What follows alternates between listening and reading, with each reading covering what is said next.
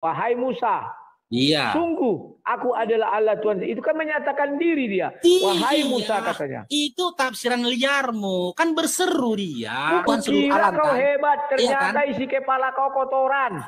Gini. Gaya kau selangit buat piti-piti.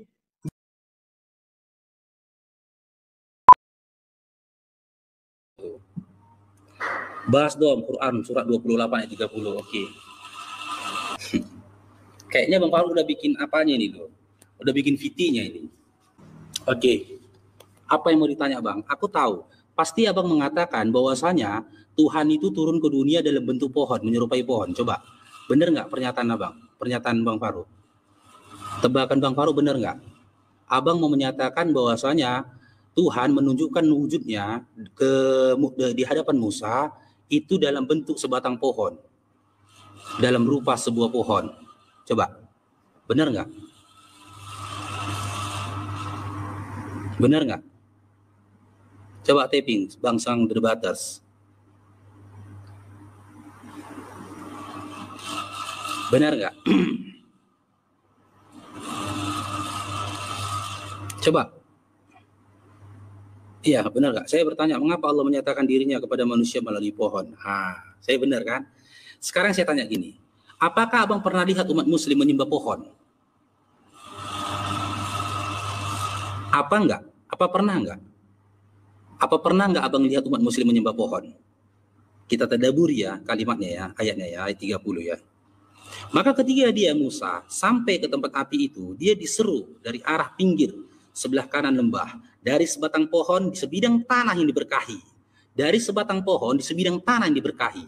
Jadi di ayat ini tidak dinyatakan bahwasanya Tuhan itu dalam bentuk pohon, Bang. Di sekitaran itu terdengar suara seruan, "Hai Musa, sungguh aku ada Allah Tuhan seluruh alam." Melalui tabir. Yang saya tanyakan, Abang pernah baca enggak di dalam kitab kalian juga? Kisah ini juga tertulis di dalam kisah kalian, di dalam surat kalian, di dalam Bible kalian, di mana Tuhan berseru dari balik semak-semak. Pernah enggak? Iya. Pernah enggak? Enggak. Dia tidak menyatakan diri dia Tuhan menggunakan media pun enggak Bang. Enggak itu dia. Enggak itu. Enggak, itu narasimu, Sang Debaters. Itu narasimu. Itu kembali lagi saya bilang, kan kamu bertanya, saya jawab, kamu membangkang. Saya tanya, di dalam kitabmu, Tuhan itu berseru dari balik semak-semak, kisah tentang pertemuan awal kenabian dari Nabi Musa alaihissalam. Coba. Tidak ada di sini. Simak lagi ya kata-katanya. Tidak ada di sini. Kamu di sini kan menyatakan pernyataan saya jelas. Pertanyaan saya jelas. Mengapa Allah menyatakan diri sebagai Tuhan, sebagai media pohon, menggunakan media pohon? Itu kan pernyataan kamu kan? Ya kan pertanyaan kamu. Kita baca lagi. Di mana Tuhan menggunakan media pohon? Menyatakan dirinya menggunakan media pohon. Maka ketika dia Musa sampai ke tempat api itu, dia diseru dari arah pinggir sebelah kanan lembah, dari sebatang pohon di sebidang tanah yang diberkahi. Di mana Tuhan menyatakan dirinya sebagai pohon? Coba.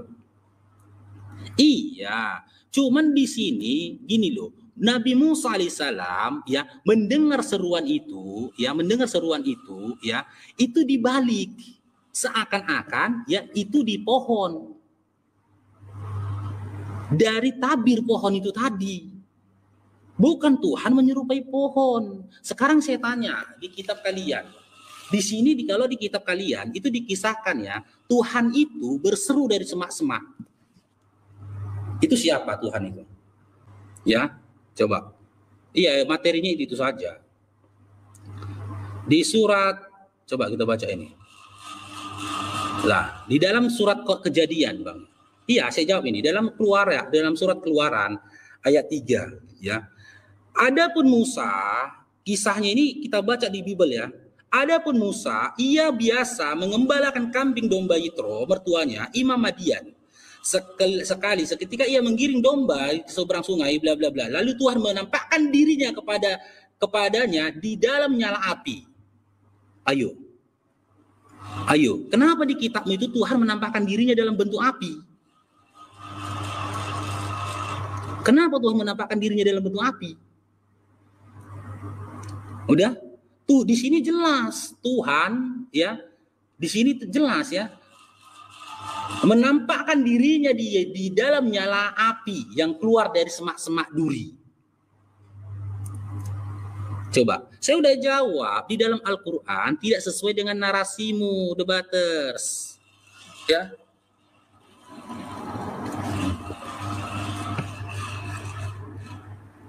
Nih, dalam surat Keluaran nih.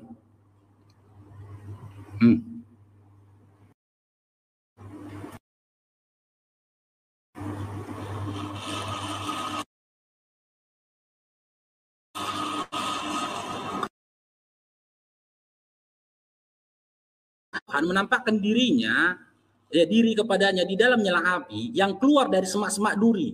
Lalu ia melihat dan tampaklah semak duri itu menyala ketika tidak dimakan api, tetapi tidak dimakan api.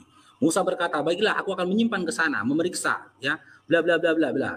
Ketika dilihat Tuhan bahwa Musa menyimpang untuk memeriksanya, berserulah Allah di tengah-tengah semak berduri.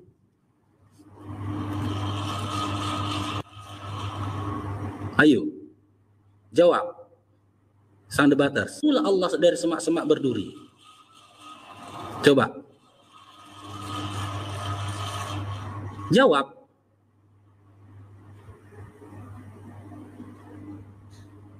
Ayo jawab. Kami nggak mau menghujat kalian, ya kan?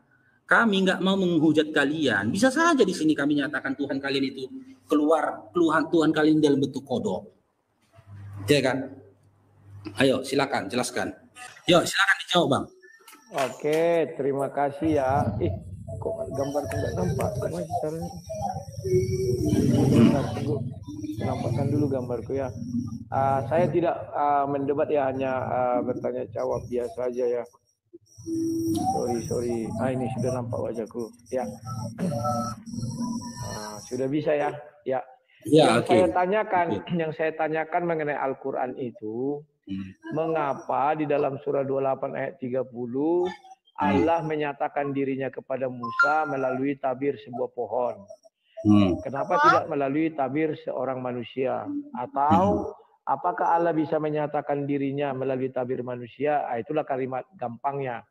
Kalau kau bicara Bible, kami mengimani bahwa Tuhan kami hadir di dalam dunia ini dalam berbagai bentuk. Ya, memang iya, nggak masalah.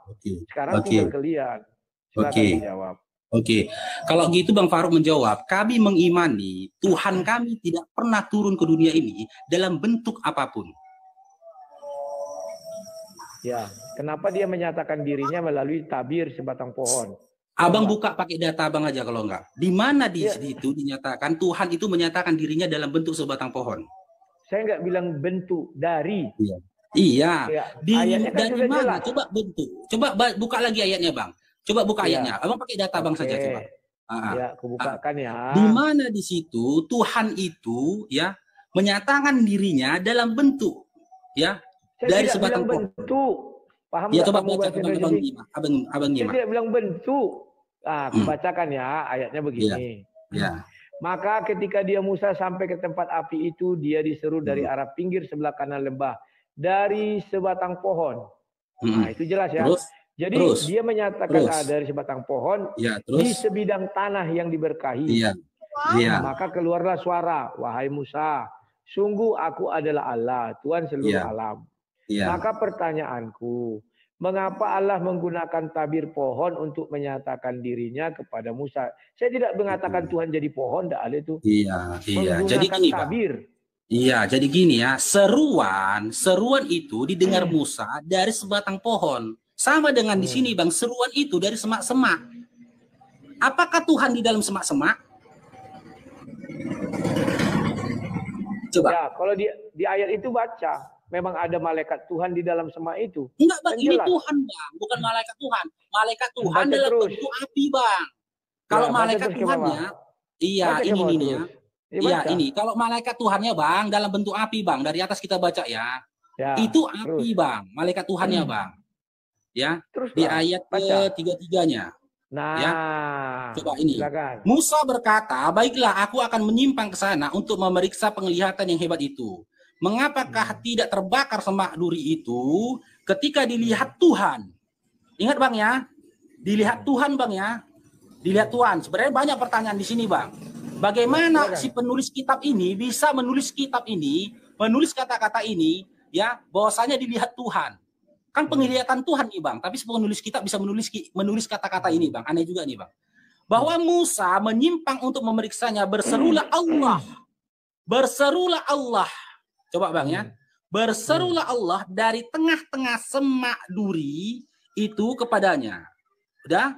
Lalu Musa berdialog nih Bang sama Allah Bang ya. Musa ya. Lalu Allah nih berseru ini. Musa, Musa. Dan ia menjawab, ya Allah. Berarti kan orang sosok yang ada di semak-semak berduri itu berkomunikasi sama Musa kan? Karena dijawab sama Musa. Iya kan? Yeah. Aku ada Allah, ayahmu. Ini kok ayah lagi nih Bang. Lalu ia berfirman, akulah Allah ayahmu. Maksudnya gimana Bang? Kok ayah lagi muncul di situ Bang? Allah bapaknya, kan dia punya bapak. Bapaknya kan punya Allah. Dia, akulah Allah bapakmu, Allah Abraham, Allah Isa, Allah Yakub. Udah, oke. Saya nggak mau bantah ya. Oke, saya nggak mau bantah. Terserah Bang ya. Ya. Ishak, Allah Ishak dan Allah Yakub. Lalu Musa menutupi mukanya sebab ia takut memandang Allah. Memandang Allah. Berarti kalau kita bahas ini Bang, sebab dia takut memandang Allah. Berarti Allahnya di semak-semak itu Bang, betul Bang? Memang iya, dia bisa hadir. Kan Tuhan kami maha hadir. Iya, maksudnya zahirnya muncul itu Bang, di semak-semak berduri itu Bang. Oh iya, dia kan rohnya hadir di situ. Itu rohnya. Loh, sini nggak, Bang, di sini nggak ada bilang roh loh Bang. Loh, Allah kami kan adalah roh. Baca aja Kejadian iya, enggak, kita sesuai teks, sesuai konteks saja lah Bang. Jangan ditambah-tambah. Kalau sesuai konteks iya, kan? Tuhanmu pohon. Baru masuk. Nah, kalau sesuai konteks Tuhanmu pohon. Ayo, itu bilang dari sebatang pohon. Pohon itu mengaku dia adalah Tuhan kalau sesuai konteks. Oke. Berarti Nabi Musa alaihissalam, Nabi Musa alaihissalam bisa melihat roh. Memang bisa, tapi dalam wujud api. Contoh ketika Yesus baptis, bukan Bang, bukan api Bang, bukan api Bang. Bang, kita luruskan dulu Bang. Bukan api Bang, kok api tadi malaikat itu Bang. Baca itu dari tengah-tengah semak berapi. Ini tengok Bang, di atas ya, tengok ya. Dia yang apinya malaikat semak berapi, silakan. Iya, dari atas kita baca ya. Adapun Musa, ia biasa mengembalakan kambing domba Yitro, mertuanya Imam Midian. Sekali ketika ia menggiring kambing domba itu ke seberang padang gurun, sampailah ia ke gunung. Ya, udah. Allah yaitu gunung Horeb. Lalu malaikat Tuhan menampakkan dirinya, malaikat Tuhan Bang, malaikat Tuhan. Ingat Bang, bukan Tuhan Bang. Malaikat Tuhan menampakkan diri kepadanya di dalam nyala api, bukan Tuhan Bang. Kalau dalam nyala api itu malaikat Tuhannya Bang. Cuman kalau di semak-semak berdurinya baru Allah. Ya kan pas semak. Yang berapi itu kan semak berduri. Enggak, tadi Abang bilang Tuhan turun dalam bentuk api. Tuhan menampakkan dirinya kepada Musa. Iya. Semak berdurinya itu kan berapi. Itulah roh. Kamu pernah Kristen? Jangan karang-karang kemana kodok. Sedang Muhammad juga nggak tahu itu adalah malaikat. Iya, Waroka bin Nawfal. Diskusinya lurus aja, silakan. Waroka bin Nawfal yang menyampaikan Bang, ahli kitab Bang. Dan kisah itu juga tertulis di dalam kitab kalian. Aku bisa sampaikan ke itu. Memang Waraka bin Nawfal pernah bertemu Jibril. Kau penipu kau. Tertulis Bang, tertulis di kitab sebelumnya. Makanya dikatakan dia adalah ahli kitab. Kisah Mana itu ada kitab sebelumnya? Penipu. Jadi kalau gini, Abang pernah baca enggak? Abang pernah baca enggak di dalam kitab kalian kisah atau pembicaraan Nabi Muhammad SAW dengan malaikat Jibril ya, yang isinya di dalam kitab kalian ini, sebelum saya menyampaikan suratnya ya. Kalau begitu bacalah ini. Saya tidak bisa baca. Jika diberikan kitab itu kepada seseorang, dia akan berkata saya tidak bisa baca. 29. Pernah. Yesaya 29 maksudmu? Iya. Pernah? Iya. Tetapi kau baca ayat selanjutnya. Kalau kau mengatakan itu untuk Muhammad, terkutuklah kalian baca ayat selanjutnya. Iya. Ayat itu bicara apa? Mana kenal Allah SWT tentang Yesaya? Udah, kita fokus di sini dulu. Di mana apinya Bang? Coba kita fokus kemana-mana. Jangan kemana-mana dulu lah. Nanti marsamburetan kita diskusinya. Oke. Lalu ia berfirman, janganlah datang dekat-dekat. Tinggalkanlah kasutmu dari kakimu. Sebab tempat di mana engkau berdiri itu adalah tanah yang kudus. Lagi ia berfirman, aku Allah ayahmu, Allah Abraham, Allah Ishak, dan Allah Yakub. Lalu Musa menutupi mukanya sebab ia takut memandang Allah. Dan Tuhan berfirman, aku telah memperlihatkan dengan sungguh-sungguh kesengsaraan umatku di tanah Mesir. Dan aku telah mendengar seruan mereka yang disebabkan oleh pengerah-pengerah mereka. Ya, aku mengetahui penderitaan mereka. Sebab itu aku telah turun. Teruslah, habis token kami. Tunggu, sorry. Nggak ada bang api bang. Allah dalam bentuk api nggak ada bang. Jadi api tadi dia kan berada di tengah semak itu. Iya, semak itu kan berapi. api tadi malaikat bang. Nah, lalu malaikat Tuhan menampakkan diri kepadanya di dalam nyala api. Nyala api itu tadi malaikat bang. Malaikat, nyala api itu tadi malaikat. Tuhannya yang keluar dari semak-semak berduri. Lalu ia melihat dan tampaklah semak duri itu menyala. Ingat bang ya, tadi di atas dikatakan itu malaikat Tuhan bang ya. Ingat ya di atas tadi ya, semak itu menyalakan. Iya, di sini dinyatakan kan, malaikat Tuhan itu menyampaikan dirinya dalam nyala api, semak berduri gitu kan. Malaikat Tuhan ya. Baiklah, udah di dalamnya itu kan Tuhan juga hadir. Selanjutnya di ayat 4-nya, ketika dilihat Tuhan bahwa Musa menyimpang dan memeriksanya, berserulah Allah dari tengah-tengah semak duri. Udah berbeda dia bang, semaknya bang. Nah, udah beda semaknya bang. Semak berduri itu kan tapi di tengah-tengahnya Tuhan. Aduh, Oke. Tidak apa-apalah. Memang itulah tabiat kalian. Memang segitu-segitu aja. Oke. Sekarang coba kau jelaskan surah 28 ayat 9 itu. Mengapa Allah SWT menyatakan dirinya kepada Musa melalui media atau hijab sebatang pohon? Kenapa tidak melalui manusia? Sekarang gini bang. Saya bilang sama bang. Ya, yang jelas konsep ketuhanan atau Allah di dalam umat Islam, Tuhan itu tidak pernah turun ke dunia ini dalam bentuk apapun. Ya, dalam bentuk apapun. Mau dia berseru dari balik pohon, mau dia berseru dari balik jeruji, mau dia berseru dari balik manapun, kan gitu. Itu urusannya Allah. Jangan pula abang tanya sama aku kenapa tidak dalam bentuk manusia. Kalau dalam bentuk manusia, ya itu sudah menyalahi bang. Karena nabi-nabi terdahulu tidak pernah menyampaikan bahwasanya akan turun Tuhan ke dunia ini dalam bentuk manusia.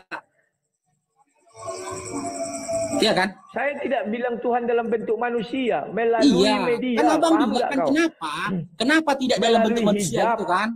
Iya, kenapa tidak dalam bentuk manusia? Bilang dalam bentuk manusia. Dengarkan pertanyaanku baik-baik. Mengapa Allahmu menyatakan diri kepada Musa melalui media? Ingat, melalui media. Media apa? Media pohon. Tidak melalui media manusia atau hijabnya tidak manusia. Oke. Di ayat itu tidak ada kata menyatakan diri. Terdengarlah seruan, itu yang punya bang. Tidak ada menyatakan diri dalam sebuah pohon, nggak ada bang. Lah ini, wahai Musa, sungguh aku adalah Allah Tuhan seluruh alam. Itu kan menyatakan diri. Gimana sih bahasa Indonesiamu? Itu kan tafsiran abang, menyatakan diri. Loh, dia kan menyatakan diri kepada Musa, dia adalah Allah seluruh alam. Gimana sih? Iya, itu kan tafsiran abang. Dia menyatakan diri, ada diri situ dinyatakan, dia menyatakan diri dalam sebentuk pohon. Bukan ku bilang sebentuk pohon. Menyatakan diri melalui hijab, melalui tabir pohon. Baca lagi. Coba baca lagi. Coba baca lagi. Kan sudah ku baca, gimana sih? Iya, baca lagi, coba. Baca, coba. Kok jadi lawak-lawak? Baca. Ku bacakan. Maka ketika dia Musa sampai ke tempat api itu, dia diseru dari arah pinggir sebelah kanan lembah. Dari sebatang pohon, ingat ya, dari sebatang pohon. Kau buka tafsir Ibnu Katsir juga berbicara tentang pohon. Seruan kan.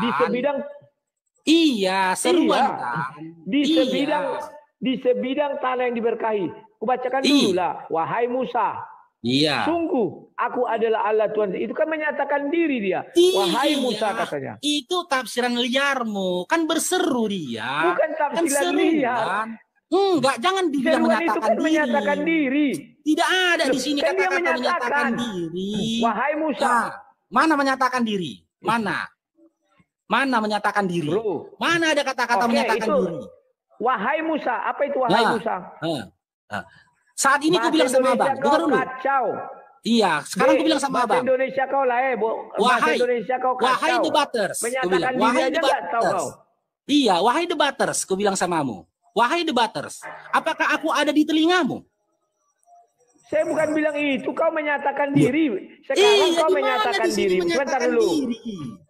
Di mana kau menyatakan dirimu melalui handphone kepadaku? Coba, di mana kalimat menyatakan di dalam ayat ini di mana dia menyatakan diri?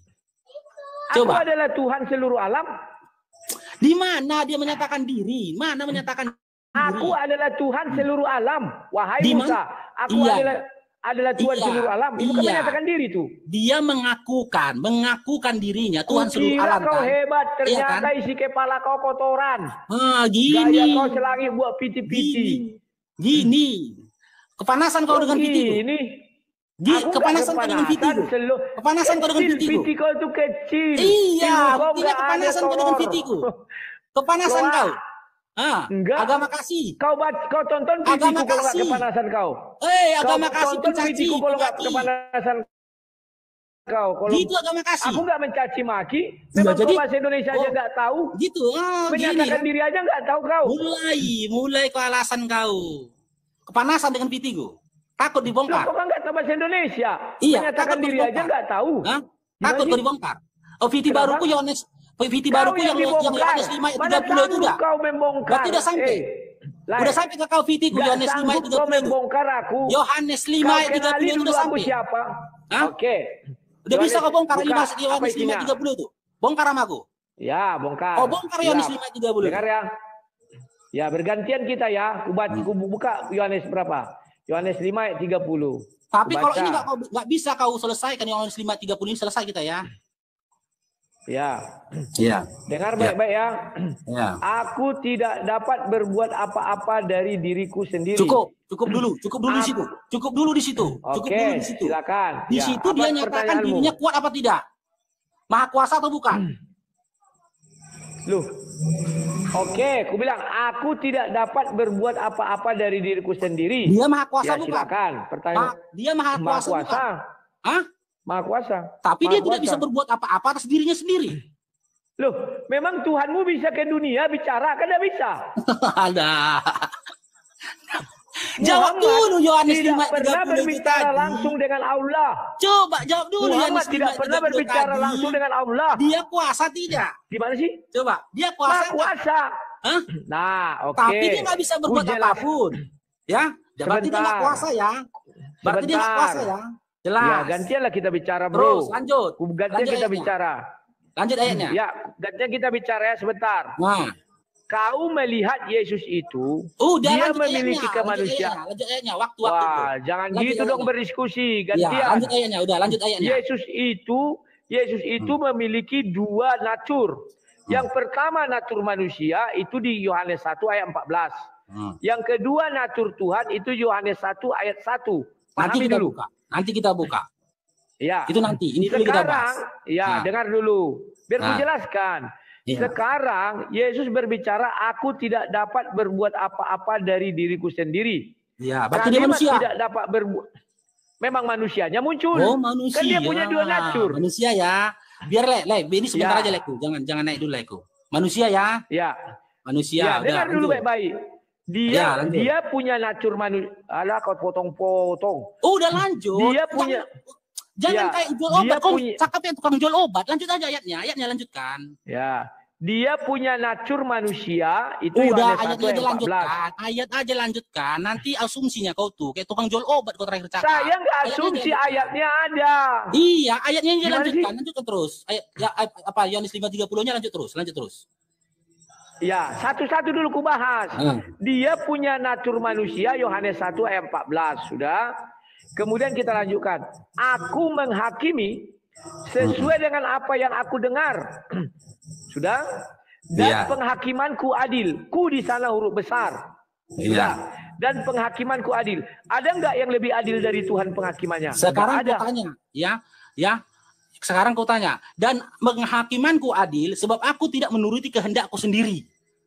Jadi kehendak siapa yang dituruti? Kehendak siapa yang dituruti? Ya. Dia mengikuti kehendak, kan ayat selanjutnya, melainkan kehendak dia yang mengutus aku. Siapa yang mengutus dia? Salah? Siapa yang mengutus Bapa dia? di sorga. Berarti dia bukan Bapa di sorga. Berarti dia bukan Bapa di sorga, kan? Yang membilang Yesus Bapa di sorga siapa? Berarti dia bukan Bapa di sorga, kan? Yang membilang Yesus Bapa di sorga siapa? Jadi siapa Tuhan? Siapa Bapa di sorga? Makanya kau buka dulu wajah kau biar kulihat dulu wajah kau itu. Kalau kau mengatakan Yesus Bapa di sorga, kau keliru. Ya, jadi jelaskan. Ya, jelaskan. Siapa Yesus, siapa Bapa di sorga? Jelaskan. Ya, jangan kau potong-potong. Kau suruh aku menjelaskan, tapi kau bicara. Iya, kayak jualan obat. Yesus itu, bicara terus. Memang keledai. Yesus itu firman Tuhan yang menjadi manusia. Pahami, bukan Bapa. Sudah, apa lagi mau kutanya? Udah, bisa aku cakap.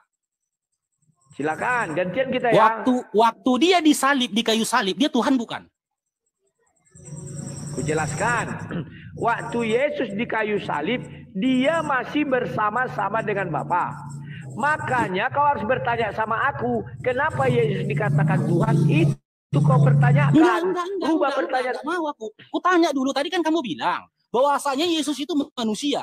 100% manusia, ya kan? Iya kan? Manusia dia kan? Iya kan? 100% manusia itu. Iya. Dia diutus, 100% manusia itu Yohanes 1 ayat 14. Dia diutus bapaknya kan? 100% Tuhan, kan? Sebentar. 100%, dengar dulu, 100% Tuhan itu Yohanes 1 ayat 1. Paham ya? Ya, sekarang aku tanya, waktu kenapa dia Yesus dikatakan Tuhan? Udah, kalian ini kalau cakap panjang lebar, ya kan, kayak jual obat. Waktu Yesus disalib, dia Tuhan panjang lebar, kok aja nggak berani Yesus menjawab pertanyaanku tadi. Iya, Yesus disalib, Tuhan bukan waktu dia disalib. Ya, waktu Yesus disalib, ingat, ketuhanan Yesus apabila dia bersama-sama dengan Bapa. Bersama-sama itu maksudnya apa? Seluruh ucapan Yesus atau kelakuan Yesus mengenai kerajaan sorga, itulah kebersamaannya. Tapi ketika dia tidak bersama, dia manusia biasa. Maka ketika di kayu salib ada kalimat Eloi, Eloi lama sabachthani. Artinya Allah sudah meninggalkan dia, artinya dia sendiri. Kalau dia sendiri, maka Yohanes 1 ayat 14, dia adalah daging.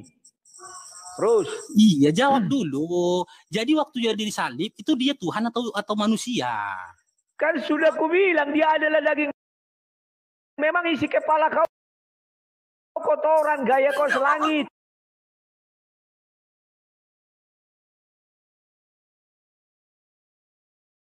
Sosok bicara agama orang lain kau. Baluhab.